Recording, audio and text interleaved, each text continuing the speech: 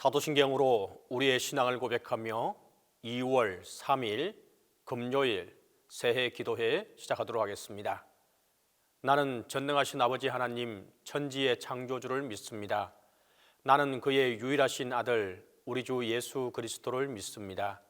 그는 성령으로 잉태되어 동정녀 마리아에게서 나시고 본디오 빌라도에게 고난을 받아 십자가에 못 박혀 죽으시고 장사된 지 사흘 만에 죽은 자 가운데서 다시 살아나셨으며 하늘에 오르시어 전능하신 아버지 하나님 우편에 앉아 계시다가 거기로부터 살아있는 자와 죽은 자를 심판하러 오십니다. 나는 성령을 믿으며 거룩한 공교회와 성도의 교제와 죄를 용서받는 것과 몸의 부활과 영생을 믿습니다.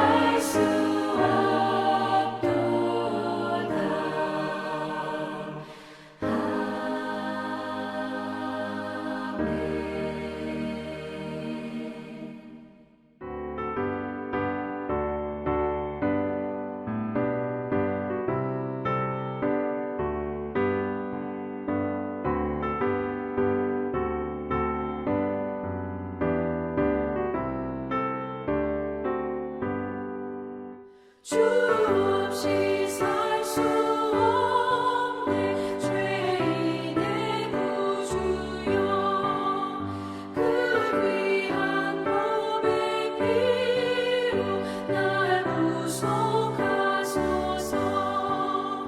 구주의 손으로 흘리신 보혈이 내 소망 나의 위로 내 영광 됩니다. 주 없이 살 수 없네 나 혼자 못서리 힘없고 부족하며 지혜도 없도다 내 주는 너의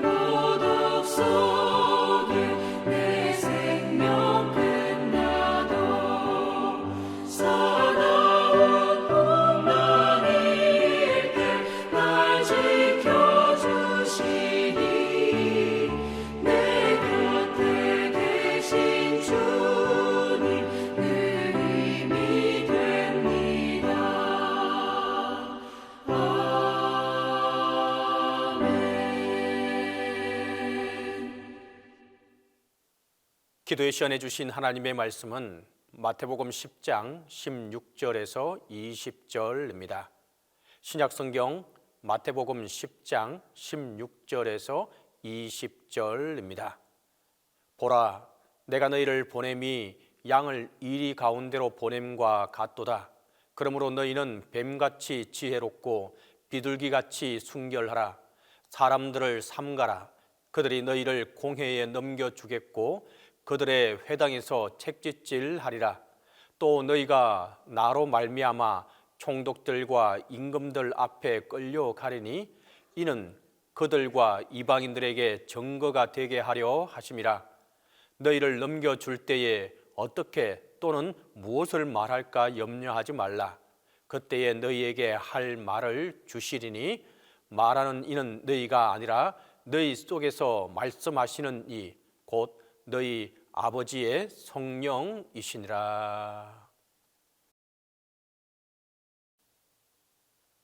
예수님은 과연 이상주의자일까요? 아니면 현실주의자일까요? 원수를 사랑하라, 또 오리를 가자고 하면 십리를 가고 또 오른뺨을 치면 왼뺨도 대줘라 하신 것을 보면 이상주의자 같습니다. 그러나 어떤 부분에서는 냉철한 현실주의자인 것들은 보입니다. 특히 오늘 본문이 그것을 보여주는데 마태복음 10장은 제자들을 세상에 보내시는 파송식 장면인데 보라, 내가 너희를 보냄이 양을 이리 가운데로 보냄과 같도다 라고 먼저 말씀하십니다. 뜻밖입니다. 주님이 세상을 낙관적으로 보셨을 것 같은데 아닙니다. 이리들이 득실되는 적자생존, 양육강식의 정글로 보셨습니다. 이것을 보면 아주 냉철한 현실주의자입니다. 근데 이상한 것은 위험하고 힘든 줄 알면서도 제자들을 세상으로 파송한다는 겁니다. 뭘 위해서일까요? 오늘 읽지는 않았지만 7절입니다. 가면서 전파하여 말하되 천국이 가까이 왔다 하고 또 복음을 전하고 하나님 나라를 전하기 위해서입니다. 바로 이 일이 주님의 최종 목표였기 때문입니다. 그 일이 제자를 부르신 이유였고 또 이처럼 훈련시킨 목적이었습니다. 그런데 이 제자들을 그 험난한 세상에 보내시면서 몇 가지 주의하라고 하십니다. 첫 번째로 뱀같이 지혜롭고 비둘기같이 순결하라라고 먼저 당부를 하십니다. 뱀과 비둘기 한편은 너무도 어울리지 않는 것 같은데 사실은 환상의 조합입니다. 교활한 이리들이 득실되는 세상에서 복음을 전할 때 미련하면 당하고 맙니다. 지혜로워야 합니다. 이 히브리인들은 뱀하면 떠오르는 특징이 혀입니다. 고대 히브리인들은 뱀은 혀가 갈라져 두 개의 혀로 말을 한다고 생각했습니다. 하와가 마음이 약해서 귀가 얇고 어리석어서 넘어간 것이 아니라 이 뱀의 말이 어느 누구도 들으면 속아 넘어가지 않을 수 없을 정도로 탁월한 말솜씨를 가졌다고 생각했습니다. 즉 뱀처럼 이란 말씀은 늘 연구하고 배우는 사람, 지혜롭고 탁월한 사람, 말과 행동과 생각하는 모든 면에서 뛰어난 사람을 의미하는 것입니다. 그런데 주님은 비둘기처럼 순결하라고도 말씀하십니다. 뱀처럼 지혜롭되 그리스도인들의 정체성을 상실하지 말라는 것입니다. 너희가 비록 세상에서 살지만 세상과 수작하지 말고 신앙의 정절을 지키라란 뜻입니다. 지혜의 순결함이 없으면 교활해지고 남을 해치는 흉기가 되기 때문입니다. 두 번째로 사람을 삼가라라고 당부하십니다. 이 당부는 다시 말해서 사람을 조심하라, 경계하라, 의심하라, 믿지 말라는 뜻입니다. 조금 당혹스럽기도 한데 다른 사람은 몰라도 주님은 사람을 믿으라, 끝까지 신뢰하라고 하셔야 주님다운데 반대로 말씀하십니다. 왜냐하면 사람들이 상처를 주고 배신하고 또 뒤통수를 치고 발목을 잡을 것을 다 아셨기 때문입니다. 베드로가 주를 버릴지라도 나는 결코 버리지 않겠나이다 라고 말할 때 주님이 뭐라고 하셨습니까? 고맙다. 그래, 너 말은 믿는다. 아닙니다. 오늘 밤 닭 울기 전에 내가 3번 나를 부인하리라 라고 말씀하셨습니다. 주님은 베드로를 믿지 않았습니다. 그러나 주님은 베드로를 끝까지 사랑하셨습니다. 또 부활하신 후에 베드로를 찾아가셨고 내 양을 먹이라 라며 사명도 주시게 됩니다. 이 말씀은 우리 모두 새겨들어야 할 말씀인데, 교회 일을 하다 보면 상처받고 또 배신당하고 뒤통수 맞는 일이 생기기 마련입니다. 그러면 상심에 떨어지고 슬럼프에 빠지는 경우도 있습니다. 사람이 두려워지는 경우도 있습니다. 또 자기 스스로를 자책하기도 합니다. 나 스스로를 향해서 공격도 하기도 합니다. 그럴 때 오늘 본문이 우리를 다시 일으켜 세워주고 있습니다. 주님께서 제자들에게 사람을 삼가라 말씀하시면서 또 다르게 두려워하지 말라는 말씀을 3번이나 하시기 때문입니다. 먼저 그런즉 그들을 두려워하지 말라. 감추인 것이 드러나지 않을 것이 없고 숨은 것이 알려지지 않을 것이 없느니라 라고 20절 후반에 26절에 말씀하고 있습니다. 억울한 일, 손해를 보는 일을 겪을 것이지만 그런 일로 인해서 사람을 두려워하지 말라는 말씀입니다.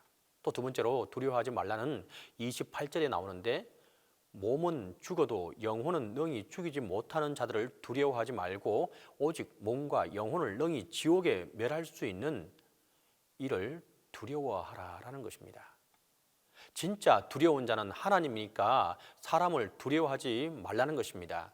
사람들은 우리의 몸밖에 해칠 수 없지만 하나님은 우리의 영과 육을 지옥에 던져버릴 수 있기 때문입니다. 세상이 두렵고 사람이 무섭습니다. 그럼에도 평안하게 살고 있는 것은 세상과 사람들보다 더 센 분이 하나님 덕분입니다. 더 강하신 하나님이 우리 편이어서 두려운 현실이어도 안 두렵게 우리가 살아가는 것입니다. 하나님을 두려워하면 사람과 세상이 주는 두려움을 이겨낼 수 있게 되는 것입니다. 그리고 사람들 앞에서 주눅들지 않고 휘둘리지 않는 것입니다. 3번째, 또 두려워하지 말라고 말합니다. 31절인데 두려워하지 말라. 너희는 많은 참새보다 귀하니라. 29절에서 싼 값에 팔리는 참새 한 마리도 하나님의 허락 없이는 절대 땅에 떨어지지 않는다고 말씀하고 있습니다. 그런데 그 참새보다 귀한 너희야말로 하나님이 얼마나 완전하게 보호하시고 얼마나 더 깊은 애정을 돌보시겠느냐라는 말입니다. 그래서 30절에서 말씀하는데, 너희에게는 머리털까지 세신 바 되었나니. 머리털은 변화가 많습니다. 빠지기도 하고 생기기도 하고 자고 나면 다르고 감고 나면 달라서 자기 머리 털수를 정확히 아는 사람은 한 사람도 없습니다. 그리고 머리털 하나 빠진다고 아쉬워하지 않고 그까짓것 하기도 합니다. 그런데 하나님은 그 머리털 한 올까지 다 세신다고 하십니다. 그래서 머리털까지라고 말씀하고 있는 겁니다. 별것 아닌 머리털까지 세신다는 것입니다. 이 하나님이 너희를 돌볼 것이니 두려워하지 말라는 것입니다. 그런데 여러분, 이 말씀을 누구에게 지금 주고 계십니까? 세상으로 파송받는 제자들입니다. 복음을 들고 이리들이 득실되는 세상으로 가는 자들에게 주시는 말씀이라는 말입니다. 두렵고 떨리지만 핍박이 있고 고생이 있을 것이지만 그럼에도 주님 말씀, 이 복음을 들고 세상으로 가는 자들에게 주시는 하나님의 말씀입니다. 아무에게나 주시는 말씀이 아닙니다. 주를 위해 참는 성도, 주를 위해 고생하는 성도를 위한 말씀입니다. 그들을 위로하고 격려하고 보장해 주는 말씀입니다. 이 위로와 격려와 보장이 오늘 이 기도회 통하여서 우리 모두에게 간절히 함께 할 수 있기를 간절히 바랍니다. 주님의 이상은 바로 다름이 아니라 하나님 나라에 있습니다. 모든 것을 하나님 나라로 향하고 있습니다. 그럼에도 주님은 힘든 현실, 또 전도하기 힘든 냉혹한 현실을 인정하기도 합니다. 그러나 이상은 포기하지 않으시고 있습니다. 그 이상을 위해 자기 목숨을 내어 놓으셨고 우리에게도 그 사명을 주시게 되었습니다. 우리가 주님이 하시고 남은 그 일을 이 현실에서 이루어 가길 원하시고 있습니다. 그래서 우리를 부르셨습니다. 그래서 우리를 오늘까지 살게 하신 것입니다. 이 주님의 소원을 우리 모두가 힘을 모아 이루어 나갈 수 있기를 간절히 바랍니다. 주님의 뜻을 온전히 이루어 나가고자 하는 자에게 주님의 지혜가 또 주님의 보호하시고 인도하심이 함께하게 될 것입니다. 기도하도록 하겠습니다.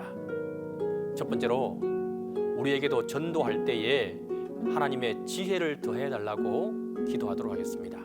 두 번째로 주님을 의지하고 두려워하지 않도록 위하여서 기도하도록 하겠습니다. 세 번째로 교회와 담임 목사님을 위해서 함께 기도하도록 하겠습니다. 이 세 가지를 위해서 함께 기도합니다.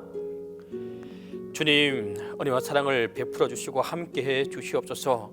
주님의 지상 명령인 전도를 주님께서 우리에게 오늘도 명령하고 있고 오늘도 우리에게 당부하고 있음을 우리가 오늘 이 시간을 통해서 한 번 더 깨닫게 됩니다. 주님, 하지만 우리의 입술을 열어주시고 우리에게 주님의 지혜를 덧입혀 주시사 우리가 바르게 말할 말씀을 함께해 주시옵소서. 우리가 입을 열어 그들에게 온전히 전할 말씀을 저들에게 전달해 주시고 우리가 그것을 그대로 그들에게 전달하는 전달자의 역할을 감당할 수 있도록 하나님, 우리의 입술을 우리에게 지혜를 허락해 주시기를 간절히 빌고 소망합니다. 주님, 또한 간절히 바라고 기도할 것은 우리가 전도할 때에 또 그 외의 모든 일을 할 때에 두려워하지 않고 하나님의 말씀을 붙들고 나아갈 수 있도록 도와 주시옵소서.